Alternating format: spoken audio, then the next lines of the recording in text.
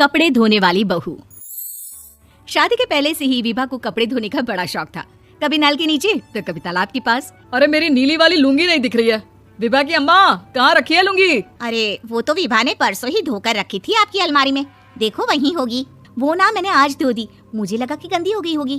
अरे कैसे गंदी हो गई थी, उसे तो मैंने पहना भी नहीं। हे भगवान, इस लड़की के कपड़े धोने की आदत से परेशान हो गया हूँ मैं। जितना तो घर में राशन नहीं आता उससे कहीं ज्यादा डिटर्जेंट पाउडर का खर्चा है। इसकी शादी करवा दो, शादी जाए अपने घर में ही करे काम, फिर चाहे घर के कपड़े धोने हो या पूरे गांव के। हाँ ठीक बोल रही हूँ, देखता हूँ मैं कोई लड़का। वो दिन भी आ जाता है जब विभा को देखने लड़के वाले आ जाते हैं। लड़की मुझे अच्छी लगी। होने वाली सास कहती है, बेटी अगर कुछ पूछना है तो पूछ लो। वैसे तो हमारी लड़की बहुत ही शर्मीली है, जो बोल दो वो मान लेती है, इसे क्या पूछना होगा। अरे कैसी बात कर रही हो माँ, मुझे इन लोगों के घर रहना है, सवाल तो कई है। हाँ हाँ बेटा पूछ लो ना, क्या पूछना है। आप लोगों के घर कपड़े कौन धोता है? सास का मुंह बन जाता है। देखो अगर तुम ये कहना चाहती हो कि तुम्हें कपड़े धोने नहीं आते तो सुन लो, कपड़े मैं ही धोती हूँ, लेकिन तुम्हारे आ जाने के बाद मैं रुमाल तक नहीं धोऊंगी। अरे चुप रहना भाग्यवान, बहू बेचारी घर आई नहीं, उसे डराना शुरू कर दिया। वो क्या है ना बिटिया, अभी तक तो ये कल्लू की माँ ही धोती थी, लेकिन अब तुम्हारे पापा तो दहेज में वॉशिंग मशीन देंगे ही। तभी विभा की माँ बोल पड़ती है, सवाल भी पूछा तो क्या। वैसे भाई साहब, मशीन की तो फिर भी कपड़े धोने की कैपेसिटी होती है, मतलब जो बिटिया दे रहे हैं ना विभा, इसे कपड़े धोने का बहुत शौक है। ये आप लोगों के क्या, आस पड़ोस गांव मोहल्ले सबके कपड़े धो दे और उफ तक ना करे। बाहर देखा नहीं आपने कितने कपड़े सूख रहे हैं, सब हमारी बिटिया ने ही तो धोए हैं। बस भी करो ना माँ, शर्म आ रही इतनी तारीफ सुनकर। और तो और एक दाग निकाल कर दिखाओ तो मान जाओ। हाँ अच्छा माफ करना बेटा, मैंने गलत समझा, हमें तो रिश्ता बहुत पसंद है। और ऐसे जुड़ जाता है रिश्ता कपड़े धोने का शौक रखने वाली विभा का। उसकी शादी हो जाती है कोयला फैक्ट्री में काम करने वाले कल्लू के साथ। शादी के बाद अचानक विभा चिल्लाती हुई सास के पास आती है, सासू माँ, अरे सासू माँ कहाँ है आप? ये तो धोखा है, धोखा दिया आप लोगों ने मुझे। इस ससुर के चक्कर के बारे में पता चल गया। अरे तो उसमें तुझे क्यों धोखा मिला है? अरे नल में पानी नहीं आता, कपड़े कैसे कब धुलेंगे? अच्छा तू पानी नहीं आ रहा उसकी बात कर रही है। तो आपने क्या सोचा? कुछ नहीं। अच्छा तेरी माँ ने कहा था कि कपड़े धोने का शौक है, तुझे याद आया मुझे। शौक बोलकर कपड़े धोने वाले मेरे जुनून को कम ना आके सासू माँ, कपड़ा धोना मेरा गुरूर है। तभी पति भी वहाँ आ जाता है। अभी अभी मैंने इसे सनी देओल की फिल्म दिखाई है, उसी के डायलॉग मार रही है माँ। अच्छा सुन, साफ साफ बता रही हूँ, पानी सुबह 4 से 6 और शाम को 10 से 12 आता है, समझी? विभा टाइमिंग सुनकर हैरान हो जाती है। ये क्या भूतों का मोहल्ला है? सुबह 4 बजे उठकर कौन कपड़े धोता है? 4 बजे टंकी में पानी जाता है, फिर सारा दिन धोना ना, किसने मना किया?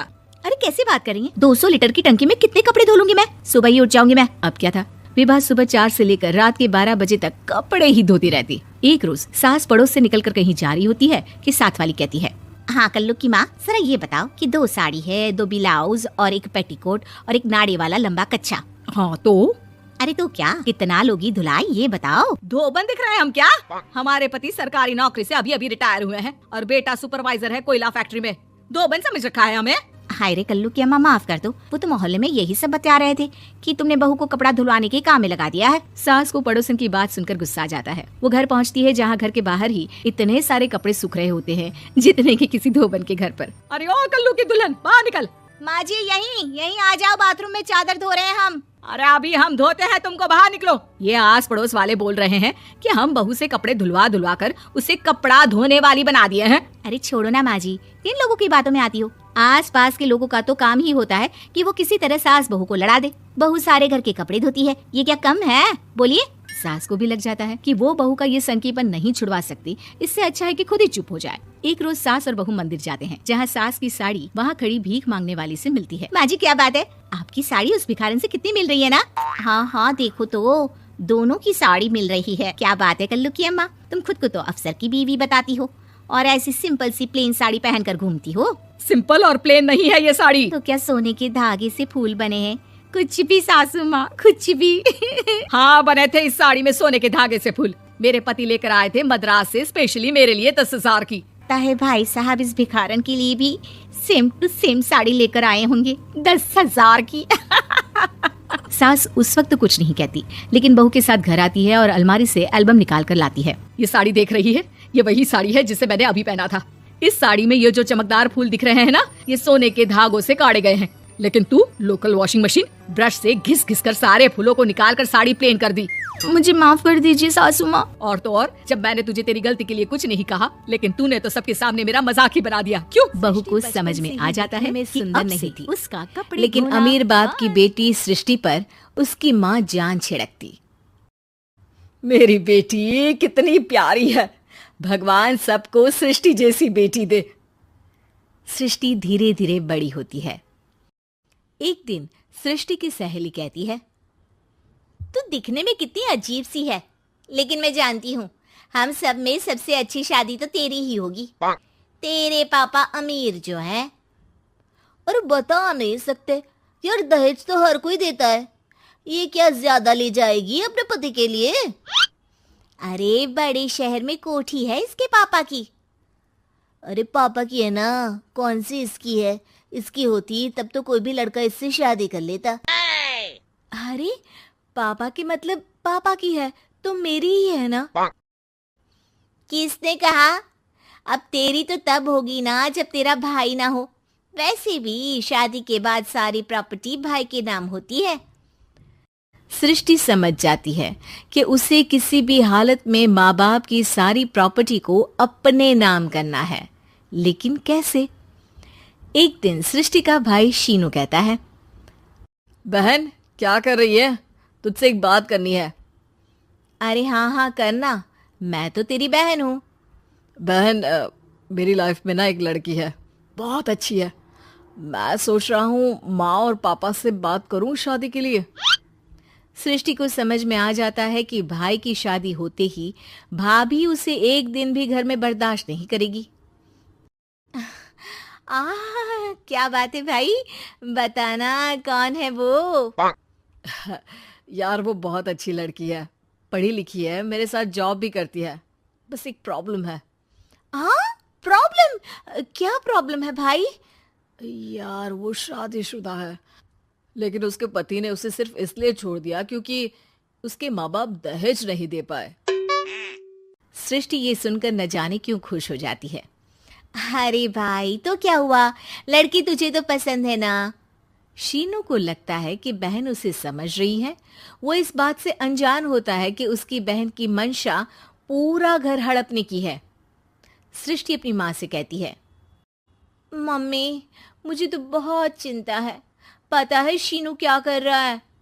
अरे क्या कर रहा है, वो तो काम पर जाता है और वापस घर आता है। नहीं ना माँ, वो यही तो नहीं कर रहा, बाकी सब कर रहा है। आपको पता है उससे प्यार है, और वो भी एक शादीशुदा लड़की से। हैं? ये क्या हो गया? मैं सोसाइटी में क्या मुंह दिखाऊंगी? अरे तेरे पापा तो यही कहेंगे कि मैंने ही उसे बिगाड़ दिया है। माँ देखो, मेरी बात मानो, पापा पर भी विश्वास करने की जरूरत नहीं है। अब आप ही बताओ, पापा इतनी देर घर के बाहर रहते हैं क्यों? बोलो। अरे बेटा वो तो नौकरी करते हैं ना। तू बहुत भोली है माँ। पापा का ऑफिस तो 7 बजे खत्म हो जाता है, लेकिन देखो कितनी देर से आते हैं। अरे नहीं नहीं बेटा, ऐसी कोई बात नहीं है। सृष्टि माँ को एक औरत से बात करते पिता की फोटो दिखाती है। देखो माँ कैसे हैं पापा, मैं ना कहती थी कि पापा सही नहीं है। मैं तेरे पापा से बात करूंगी, दे फोटो मुझे। ओ माँ, वो तो डिलीट हो गई। लेकिन चल, तूने तो देख लिया ना, पापा से बाद में बात कर लेना। और हाँ, मेरा नाम बिल्कुल मत लेना। हाँ माँ। अब क्या था, सृष्टि के माँ और पिता के बीच झगड़ा होना शुरू हो जाता है। सृष्टि के मन में क्या चल रहा था कोई नहीं जानता था। एक दिन, माँ सृष्टि के लिए एक लड़का देखा है, वो लोग शाम को उसे देखने आने वाले हैं। और हाँ माँ, एक खुशखबरी, मैं और पापा मिलकर एक नया बिजनेस ट्राई कर रहे हैं। शाम को लड़का आता है, सांवले रंग का। सृष्टि को तो बिल्कुल भी पसंद नहीं आता। लड़की की माँ कहती है, लड़की का चेहरा तो कोई खास नहीं, लेकिन अगर मेरे बेटे को आप लोग सेटल कर दें तो मैं उसकी शादी आपकी बेटी से करवा दूं। सृष्टि को लड़का बिल्कुल पसंद नहीं था। उसे भाई पर गुस्सा आ जाता है। लड़के वालों के जाने के बाद कहती है, माँ देखा, शीनू मेरे लिए कैसा लड़का लेकर आया, न दिखाने लायक न सुनने लायक, सेटल भी नहीं, वो भी हम करे। अरे माँ मैं जानती हूँ ये मेरी शादी किसी भी घर में क्यों करवाना चाहता है। अरे कैसी बात कर रही है बहन, तूने तो देखा ना, लड़के को मैंने ही मना कर दिया तुझसे शादी के लिए। जिसने लड़का बताया था उसने उसकी बहुत तारीफ की थी। बात आई गई हो जाती है, लेकिन सृष्टि का मन शांत नहीं होता। क्या करूँ कुछ समझ में नहीं आ रहा। मेरी शादी हो गई तो ये लोग पूरी प्रॉपर्टी शीनू के नाम कर देंगे, मेरे हाथ तो कुछ लगेगा ही नहीं। तभी सृष्टि को आइडिया आता है। वो किसी वकील को फोन करती है। जी देखिए, अगर आपके मम्मी पापा का तलाक हो जाता है तो आपके पिता की आधी प्रॉपर्टी आपकी माँ के नाम हो जाएगी, फिर उसे वो किसी को भी दे सकती है। सृष्टि अब माँ को बेटे के खिलाफ भरती है। माँ शीनू पर नजर रखा करो, वो जिस लड़की के प्यार में है ना वो शादीशुदा है। यहाँ आएगी सारा पैसा रुपया जमीन जायदाद सब हड़प लेगी। पापा का भी हाल तुमसे छुपा नहीं है। ऐसा ना हो कि मैं और आप एक दिन सड़क पर भीख मांगे। हे भगवान, मैं तो जीते जी मर जाऊंगी अगर ऐसा हो गया तो। ऐसा हो गया नहीं माँ, ऐसा ही होगा। अभी समय है, आगे का सोच लो। मैं तो कहती हूँ पापा से आधी प्रॉपर्टी लेकर अलग हो जाओ। पापा की आधी प्रॉपर्टी भी हम लोगों को अगर मिल जाती है ना तो अगले 7 जन्म सफल समझो। बेचारी माँ बेटी के कहने पर पति से तलाक लेकर अलग हो जाती है। सृष्टि अब पैसों से गाड़ी और अपने दूसरे महंगे शौक पूरे करने लगी। उसके दोस्त भी उसके पैसे इस्तेमाल करते। सृष्टि, कल तुम कहाँ थी? मैं सारा दिन घर पर अकेली थी। तो मैं क्या करूं? मैंने ठेका तो नहीं लिया है ना तुम्हें संभालने का। माँ को सृष्टि से ये उम्मीद नहीं थी। वो बैठकर रोने लगती है। वहीं उसका पति यानी कि सृष्टि के पिता आ जाते हैं। मैं जानता था कि तुम्हारा यही हाल होगा, तो आपने मुझे रोका क्यों नहीं? मैं रोकता तो तुम रुकती क्या? सृष्टि के कहने पर तुमने मुझ पर अपने बेटे पर शक किया, लेकिन तुम ये भूल गई कि कैसे हम दोनों ने मिलकर जीवन में इतना सब खड़ा किया। माँ पति के गले लग जाती है। मुझे माफ कर दीजिए, मैंने आपकी कमाई का एक बड़ा हिस्सा गवा दिया। कोई बात नहीं, तुम साथ हो तो मैं ऐसी 7 प्रॉपर्टी खड़ी कर दूंगा। तभी वहां सृष्टि आ जाती है रोते हुए। माँ, मयंक ने मुझे छोड़ दिया। वो बोल रहा था जब तक मेरे पास पैसे थे तब तक ही वो मेरे साथ था। पापा, माँ, मुझे माफ कर मीरपुर नाम के दीजिए। शहर में तेजस अपनी पत्नी नीरू के साथ रहता था। पति पत्नी दोनों ही नौकरी करते थे। एक दिन तेजस गांव अपनी माँ के पास फोन करता है। हेलो, प्रणाम माँ। जीते रहो माँ, तुम दादी बनने वाली हो। अरे वाह, ठीक है बेटा, मैं कल ही आती हूँ। जब माँ जी शहर पहुंची तो बेटे बहू ने बहुत अच्छे से स्वागत किया। लीजिए माँ जी चाय। अरे गर्मा गर्म पकोड़े ले आओ माँ के लिए।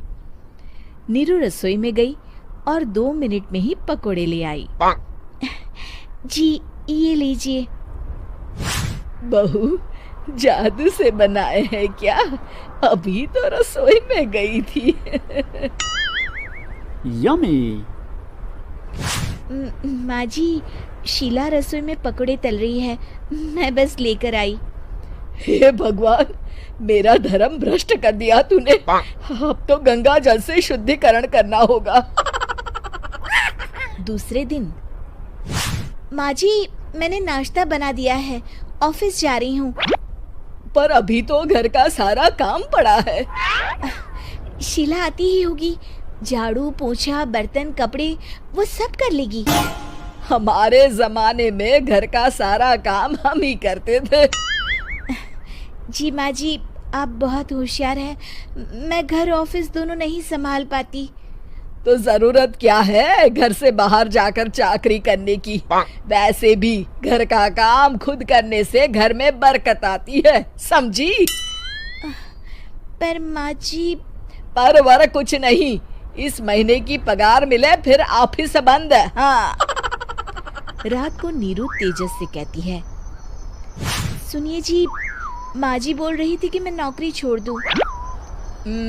वैसे ठीक ही तो है, अभी तुम्हें आराम की जरूरत है। फिर भी आराम कहाँ, शीला को छुड़ाने के लिए बोल रही थी। तो अब 24 घंटे में इतना काम तो कर ही सकती हो। पर जॉब पसंद है मुझे, घर पर मन नहीं लगेगा। अगले दिन जब दोनों ऑफिस के लिए निकल रहे थे, मेरी तो कोई कीमत ही नहीं है इस घर में। माँ जी, आजकल महंगाई बहुत है, रहन सहन भी बदल गया है। दोनों नौकरी करते हैं तभी ठीक रहता है। अच्छा, तू कहना क्या चाहती है? मेरा बेटा तुझे बिठा के खिला नहीं सकता?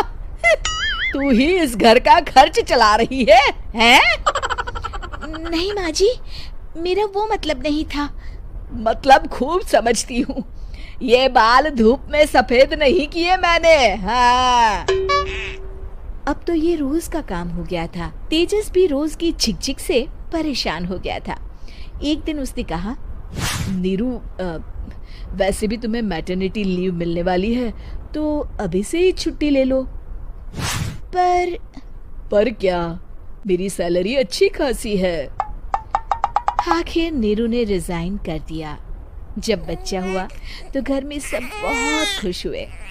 कुछ दिनों बाद तेजस फाइल देख रहा था। क्या हुआ तेजस, कुछ परेशान लग रहे हो? अब हाँ, वो हमारी जितनी सेविंग्स थी वो तो हॉस्पिटल में और छठी के फंक्शन में खत्म हो गई है नीरू। और अभी वैसे मंदी चल रही है तो मैं बोल रही थी कल मुन्ना को हेपेटाइटिस का टीका लगवाना है। नीरू, क्या पोस्टपोन नहीं कर सकते? नहीं जी, बिल्कुल नहीं। अब तेजस को समझ में आ रहा था कि उससे गलती हुई है। पैसों की कमी का असर घर के माहौल पर भी पड़ रहा था। अगले दिन, बेटा, मेरा चश्मा और ये दवाइयाँ ले आना, पर्चा देते हुए माँ जी ने कहा। जी। तेजस, मुन्ना के लिए दूध का डिब्बा और डायपर भी ले आना, और ये किराने के सामान की लिस्ट है, इसे भी लाना है। तेजस गुस्से में लिस्ट मरोड़कर फेंकता है और चिल्लाता है, पैसे क्या पेड़ पर उगते हैं? ये ले आना, वो ले आना। अरे, पर ये जरूरत का सामान ही है। वो गुस्से में बिना कुछ कहे ऑफिस चला गया। अरे लंच तो ले जाइए। नीरू दौड़कर डिब्बा पकड़ाती है। एक दिन खाना खाने के बाद, नीरू,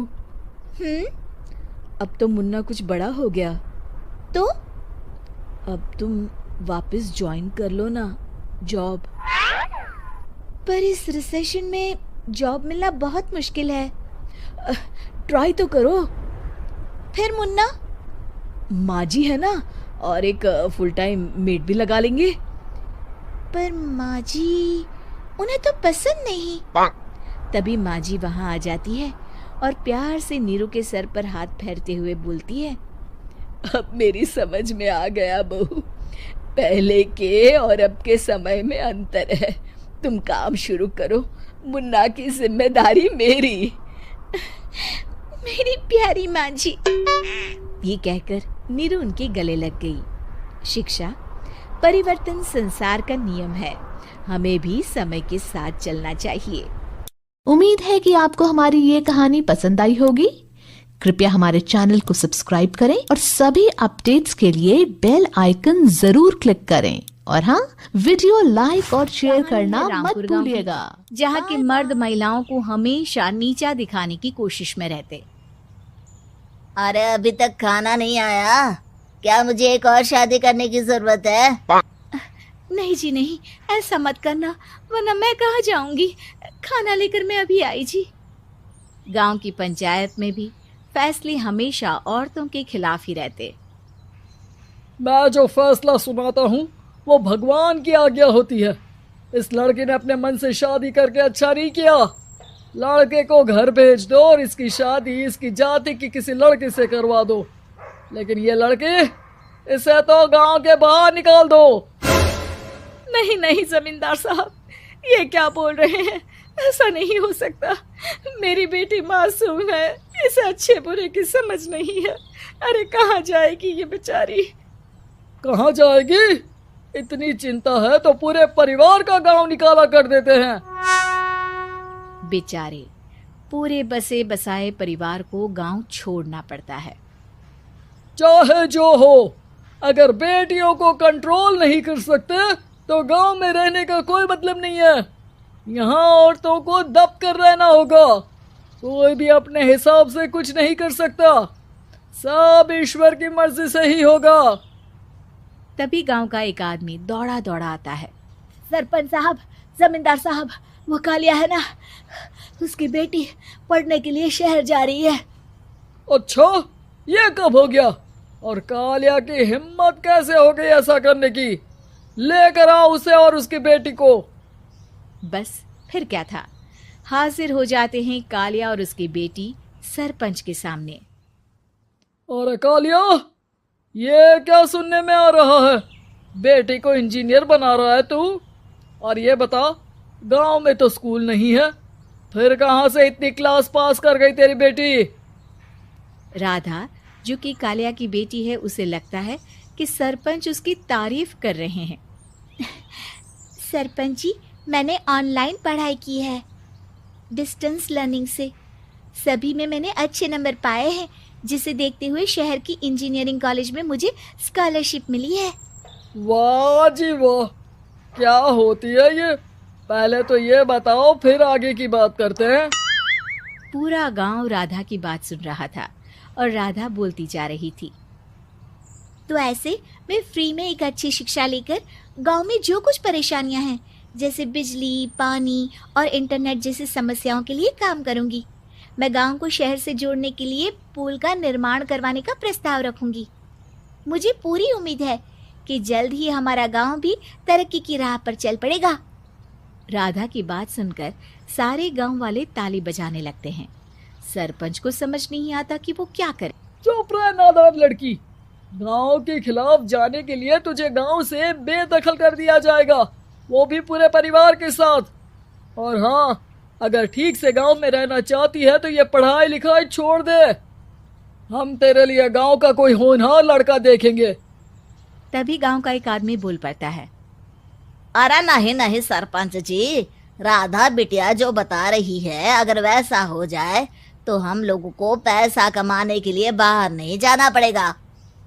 हाँ जी, और ना ही कोसों दूर पानी के लिए भटकना पड़ेगा। हमारे बच्चे भी अच्छी पढ़ाई कर सकेंगे और आगे बढ़ेंगे, ना कि हमारी तरह खेती करते बैठेंगे। क्यों गांव वालों, राधा बिटिया का साथ देना चाहिए ना। सरपंच देखता है कि गांव राधा के साथ है तो वो चुप हो जाता है। वो घर आकर अपने सलाहकार से बात करता है, जो बहुत ही चालाक किस्म का इंसान होता है। अरे सरपंच साहब, आपको बहुत ही होशियारी से काम लेना पड़ेगा। एक बार गांव तरक्की कर गया, यहाँ के बालक पढ़ लिए तो कोई ना पूछेगा आपको। और फिर ये जो बेटा और बेटी है ना आपके, इनको भी आम लोगों की तरह ही जीवन जीना होगा। हाँ, लेकिन करे तो क्या करे? वो ना आप मुझ पर छोड़ दीजिए, बस मैं जैसा बोलूं करते जाइए। अगले रोज सुबह जब गांव वाले सोकर उठते हैं तो राधा के घर के बाहर और साथ ही वो लोग जिन्होंने राधा का सपोर्ट किया था, उनके घर के आगे लाल रंग से कल आऊंगी लिखा होता है। कल आऊंगी? ये क्या होता है? अरे यह तो खून से लिखा है, लगता है कोई भूत प्रेत या चुड़ैल का साया है। चलो सरपंच जी के पास चलते हैं। सभी सरपंच के पास जाकर उसे सारी बात बताते हैं। और ये तो बड़ी मुश्किल की बात है। चलो, मैं एक बाबा को जानता हूँ, उन्हें बुला लेता हूँ। सरपंच बाबा को लेकर गांव के घर के बाहर जाता है। ओहो, तो ये वो चुड़ैल है। जो उन लोगों को निशाना बनाते हैं जो गांव को बदलने का सपना देखते हैं। वो गांव को ऐसे ही संपन्न देखना चाहती है। वो नहीं चाहती कि कोई बाहरी यहाँ का कायाकल्प करे। क्या तुम लोगों में से किसी ने गांव को बदलने की सोच रखी है? तभी राधा की माँ रोते रोते आती है। मेरी राधा घर से गायब हो गई है। अरे कोई तो बचाओ, मेरी बच्ची कहाँ गई?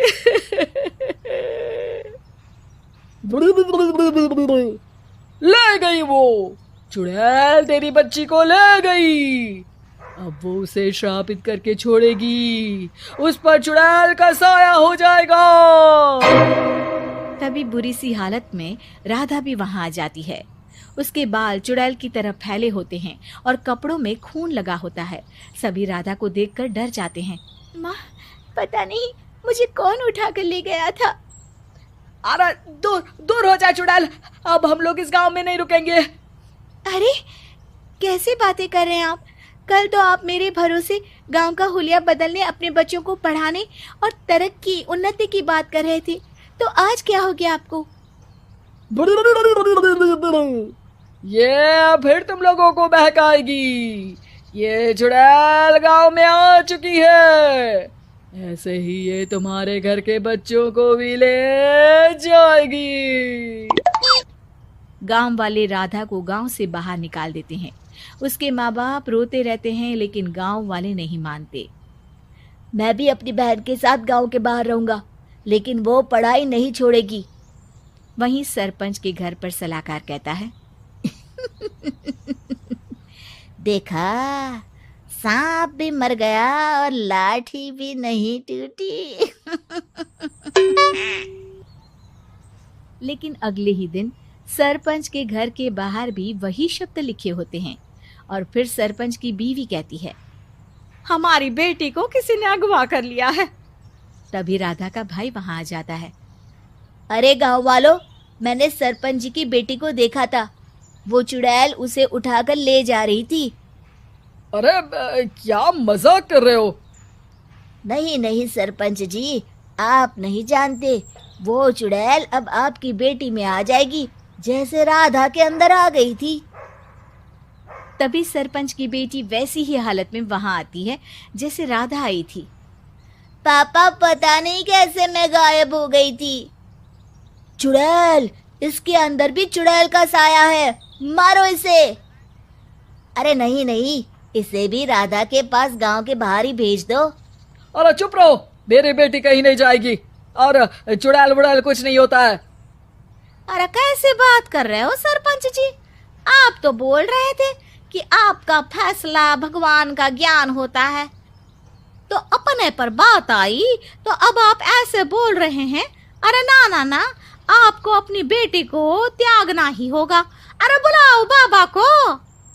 राधा का भाई बाबा को ले आता है, जिसे अब गांव वालों के डर के कारण सच बोलना पड़ता है। मैं कोई बाबा नहीं हूँ, मैं तो मोची था। ये सलाहकार महोदय ने मुझे कहा था एक्टिंग करने को।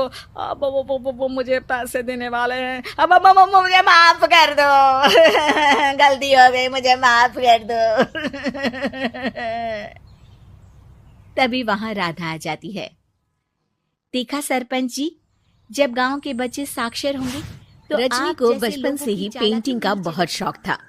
वो हमेशा से ही पेंटर बनना चाहती थी, पर उसके माँ और पिताजी ने उसको कभी भी इस चीज के लिए सपोर्ट नहीं किया और उसकी शादी नीरव से हो गई। नीरव रजनी को बहुत प्यार करता था, पर रजनी हमेशा चुपचाप ही रहती। वो इस शादी से खुश नहीं थी। वो ये शादी नहीं करना चाहती थी। उसे तो हमेशा से पेंटर जो बनना था। अपने इस सपने को वो नहीं पूरा कर पाई, इसलिए वो हमेशा उदास रहती थी। रजनी, बहुत ही बढ़िया फिल्म लगी है, कल देखने चले?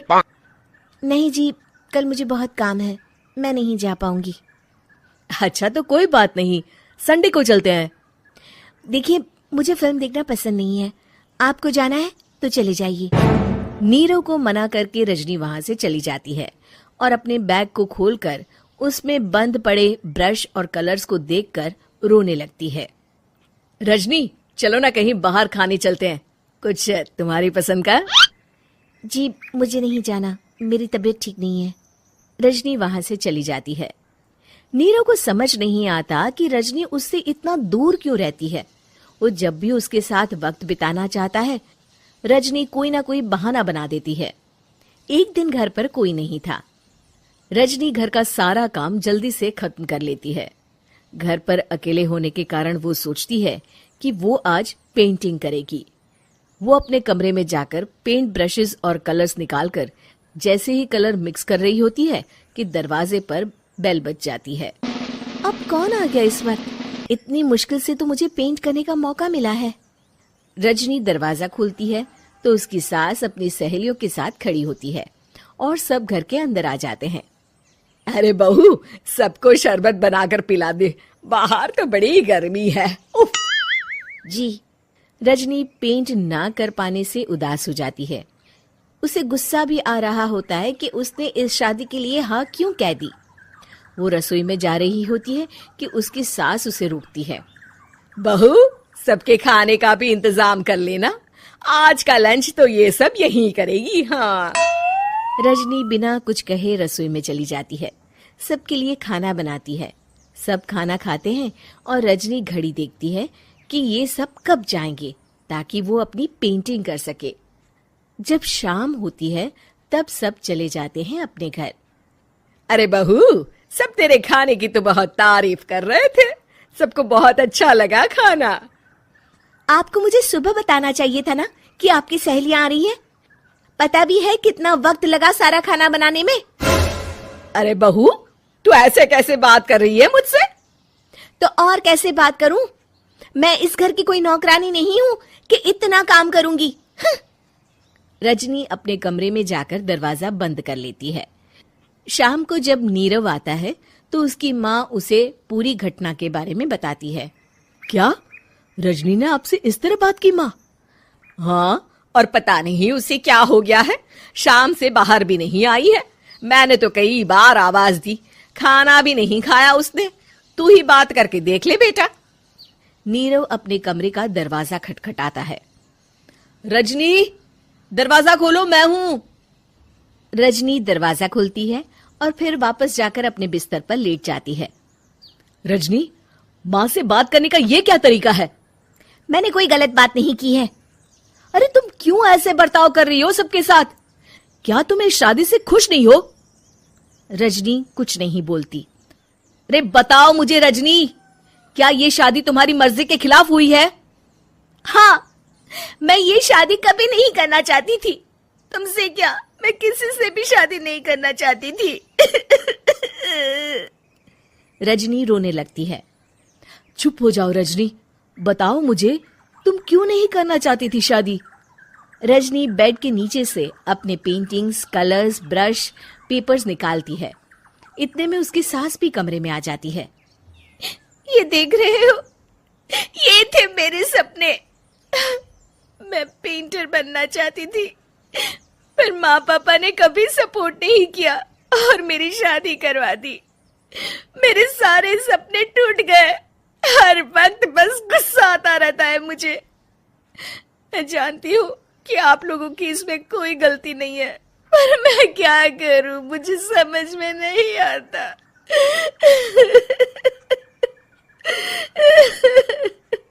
रजनी फूट फूट कर रोने लगती है। मुझे माफ कर दीजिए, आप दोनों के साथ मैं बहुत बुरा बर्ताव कर रही हूँ।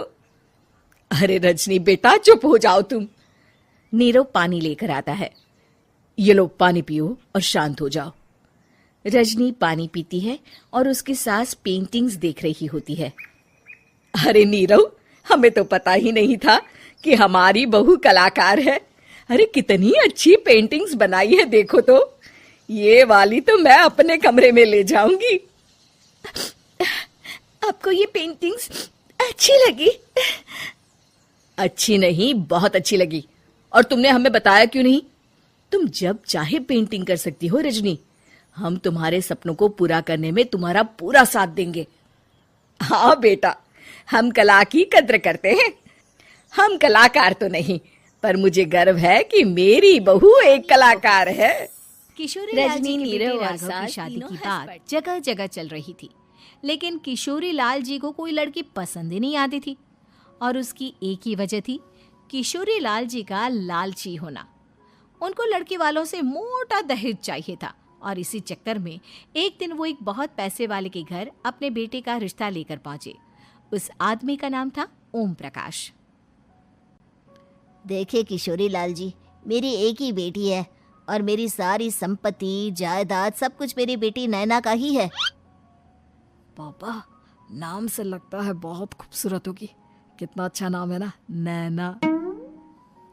ओ, वैसे बात तो सही है आपकी। अब इतना पैसा है, जमीन जायदाद है, इकलौती बेटी, आप भी क्या करेंगे? सब कुछ उसे ही देंगे ना। बिल्कुल ठीक पहचाना आपने। बस बेटी की शादी और सारी जायदाद उसके नाम।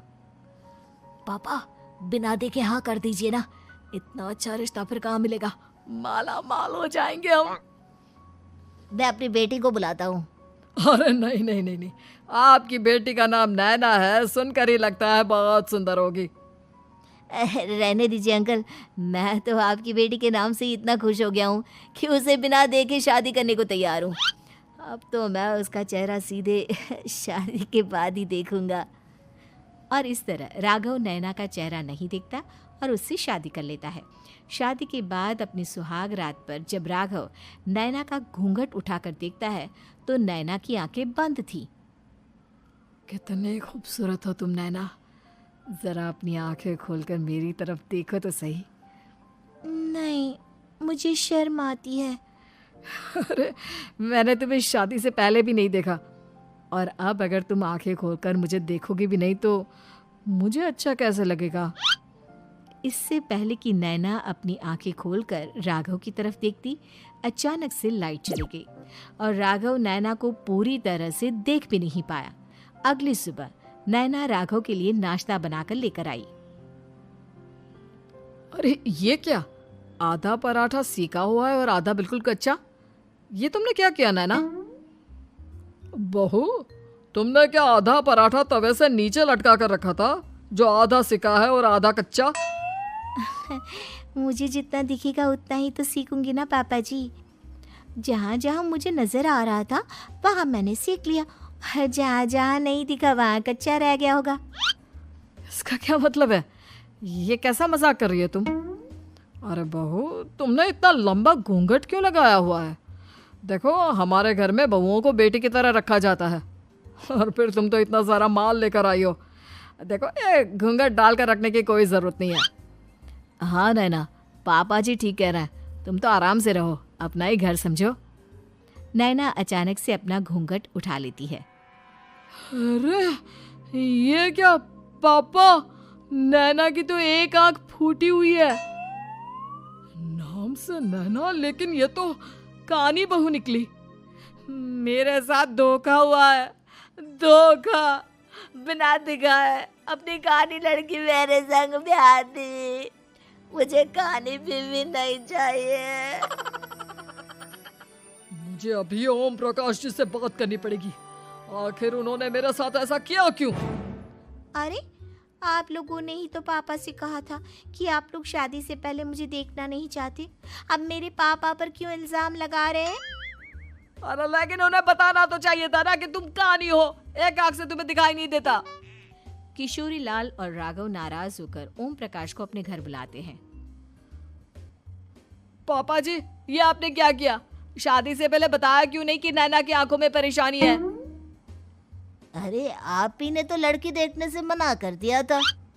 अरे लेकिन आप बता तो सकते थे। आपको तो हमारी बेटी की प्रॉपर्टी चाहिए थी, वो भी पूरी की पूरी। अब क्या हुआ अगर उसे आधा दिखाई देता है? प्रॉपर्टी तो आपको पूरी मिल गई ना। अरे ये क्या बात हुई? मेरी शादी प्रॉपर्टी से नहीं, आपकी बेटी से हुई है। अब ये तो पहले सोचना चाहिए था, तब तो मेरी प्रॉपर्टी देखकर तुम्हारी जुबान लप लप आ रही थी। लेकिन मैं कानी लड़की को अपनी बीवी बनाकर नहीं रख सकता। पापा, कुछ करिए ना आप। हाँ, करता हूँ। देखिए ओम प्रकाश जी, आप हमारे साथ ऐसा नहीं कर सकते। और तुम देखो, अगर तुमने मेरी बेटी से शादी तोड़ी ना, तो जो भी प्रॉपर्टी मैंने तुम्हें दी है वो तो पूरी की पूरी वापस ले ही लूंगा, और आधी प्रॉपर्टी तुम्हारी भी लूंगा। अरे मेरी आधी प्रॉपर्टी भला क्यों लेंगे आप?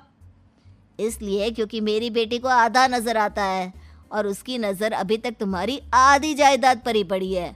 अब तुम उसे घर से निकालोगे तो कुछ तो लेकर जाएगी ना। और अगर हम आपकी बेटी को अपने घर की बहू बनाकर रखे तो? तो तुम्हारी पूरी प्रॉपर्टी तुम्हारी ही रहेगी, और जो मैंने तुम्हें दिया है ना, उसमें से बस मैं आधा लेकर जाऊंगा। अरे लेकिन अब आप अपनी दी हुई प्रॉपर्टी में से आधी वापस क्यों लेकर जाएंगे? अगर मैं आपकी बेटी को अपनी पत्नी बनाकर रखने को तैयार हूं तो? इसलिए ताकि भविष्य में अगर तुम मेरी बेटी को धोखा दो तो उसके पास कुछ तो रहे जो पति का हो। वैसे मेरे पास तो बहुत कुछ है, लेकिन अपने पति की कोई निशानी तो उसके पास होनी चाहिए ना। अब अगर तुमने मेरी बेटी को कहानी कहा तो तुम्हें प्रॉपर्टी भी कहानी ही मिलेगी, पूरी नहीं। जमाए राजा।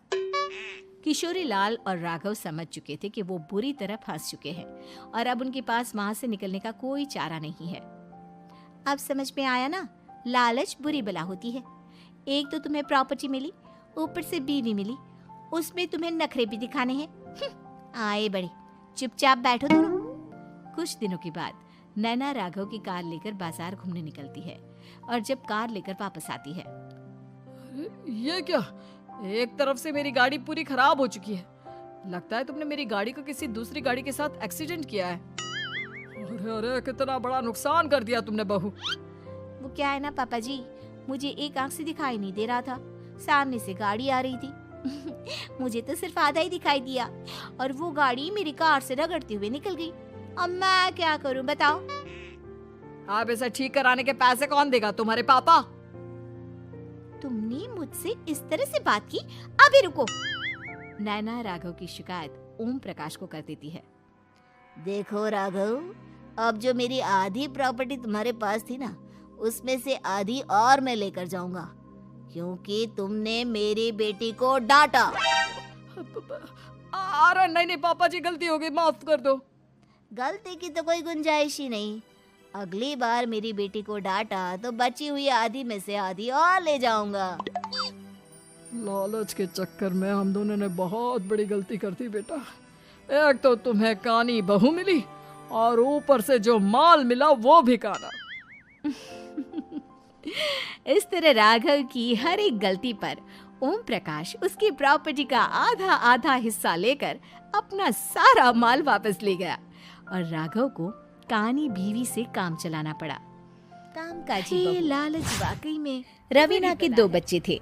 वो एक बड़ी कंपनी में काम करती थी। उसके ऑफिस जाने के बाद उसकी सास उसके बच्चों को संभाला करती, लेकिन रवीना को इसकी कोई कदर नहीं थी। एक दिन रवीना अपनी माँ से फोन पर कहती है, मम्मी क्या बताऊं, मेरी सास तो बिल्कुल अच्छी नहीं है। वो समझती नहीं है कि मुझे कितना काम करना पड़ता है। एक तो ऑफिस तक का लंबा सफर और फिर 9 घंटे लगातार काम। बैठे बैठे तो मेरी पीठ अकड़ जाती है। खुद तो सारा दिन घर में मजे करती है, जब मन करा सोए, जब मन किया खाए। तभी उसकी सास वहां आ जाती है। अच्छा माँ, मैं बाद में आपको फोन करती हूँ। जी मम्मी जी, कोई काम है क्या आपको? क्या हुआ? रवीना बहू, सारा दिन तो तू ऑफिस के मजे लेती है, लेकिन यहाँ ये बच्चे मुझे आराम भी नहीं करने देते। मेरी तो तबीयत खराब हो रही है। तो आपको लगता है कि मैं दफ्तर में मौज करती हूँ? आपको क्या समझाऊं, छोड़िए। माँ, काम करना भी जरूरी है। मजबूरी नहीं होती तो मैं खुद ही अपने बच्चों को देख लेती। अब आज तो छुट्टी है ना, आज तो कम से कम घर का काम कर ले। बहू काम शुरू करती है। बच्चे के साथ काम करना उसके लिए असंभव हो जाता है। वो जाकर बच्चा सास को देती है और कहती है, मम्मी जी जरा बच्चा तो पकड़ लीजिए, मैं घर का काम कैसे करूं?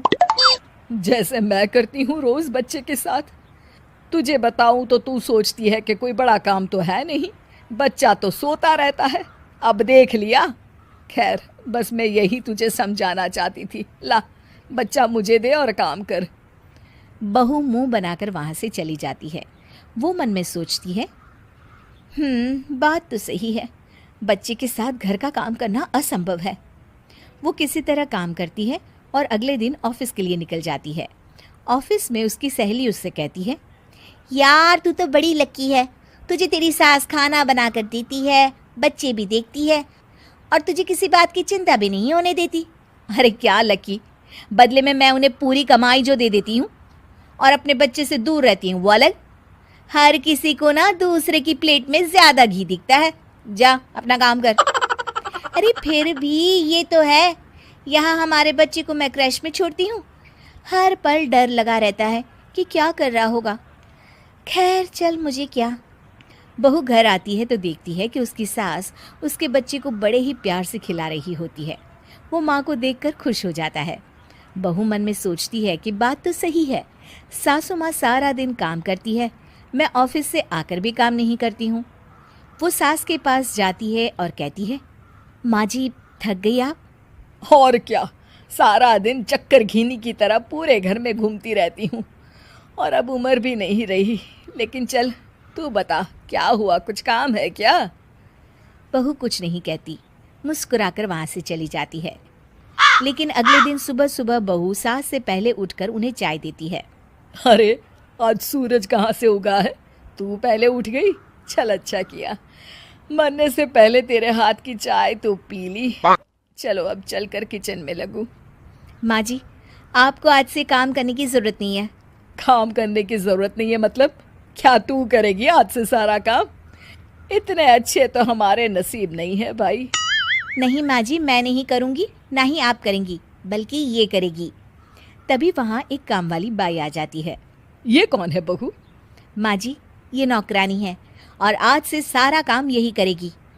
मुझे माफ़ कर दीजिए माँ जी, मैं नहीं समझ पाई कि आप थक जाती हैं। आज से आप सिर्फ आराम करिए और मुन्ने के साथ खेलिए। कामचोर देवरानी और सास बहू एक बार की बात है, सुषमा अपने पूरे परिवार के साथ खुशी खुशी मोहन नगर में रहती थी। उसकी 2 बहुएं थी, पल्लवी और शिवानी। एक दिन दोनों बहुएं रसोई में काम कर रही होती है कि तभी उनकी सास सुषमा उन्हें बुलाती है।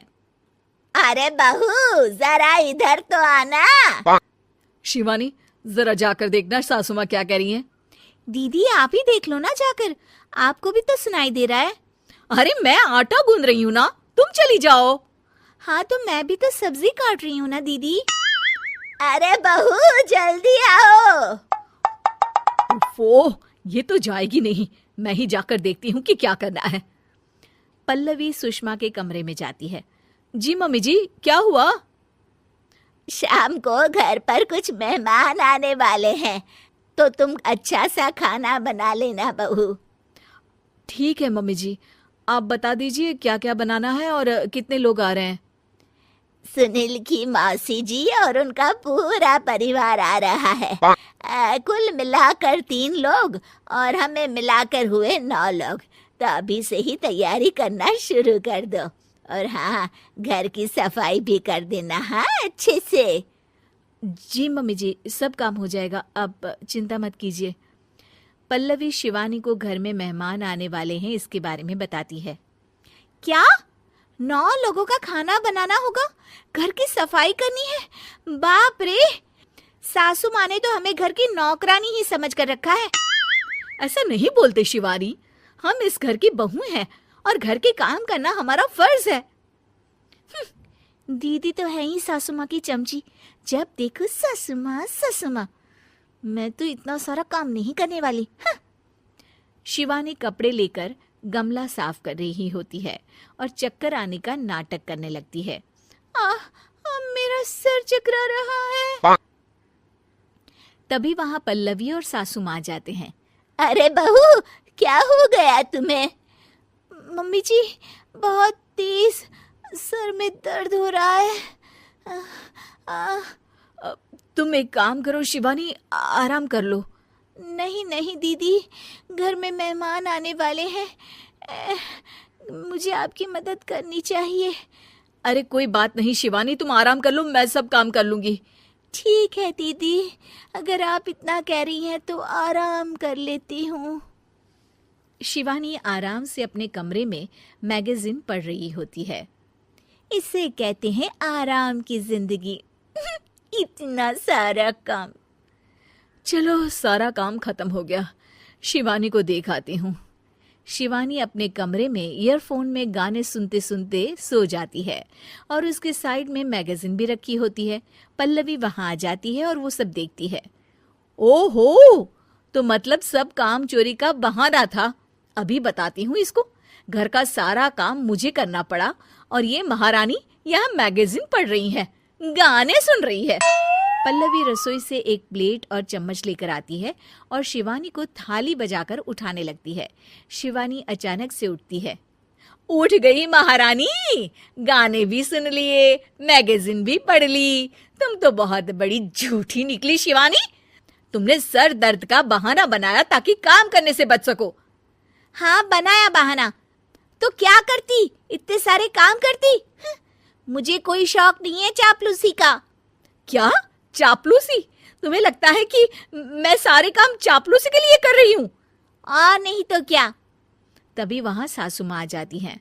अरे बहू, वो लोग बस आने ही वाले हैं, तुम तैयारियां कर लो। जी सासू माँ, तुझे तो मैं बाद में देखती हूँ। सब खाना खाने बैठते हैं और खाना शुरू करते हैं। तभी सुनील की मौसी बोलती है। वाह भाई वाह, खाना तो बहुत ही अच्छा बना है सुषमा जी। एक एक चीज में क्या स्वाद है। ये सुनकर शिवानी मुंह बना लेती है। उसे अपनी जेठानी की इतनी तारीफ रास नहीं आती। आपकी बहुएं तो बहुत ही अच्छा खाना बनाती हैं। हाँ, बनाती तो दोनों ही अच्छा है, पर आज ना ये सारा खाना बड़ी बहू ने बनाया है। छोटी बहू की तबीयत ठीक नहीं थी, सो इसलिए। मानना पड़ेगा सुषमा जी, आपकी बड़ी बहू तो बहुत ही गुणवान है। पल्लवी की तारीफ सुनकर शिवानी को जलन होती है। पल्लवी ये सुनकर खुश हो जाती है और शिवानी की तरफ देखकर उसे चिढ़ाती है। कुछ देर बाद मेहमानों के जाने का वक्त हो जाता है। मौसी जी सबके लिए उपहार लाई होती है। वो सबको शगुन के पैसे देती हैं और अंत में पल्लवी के पास आती है।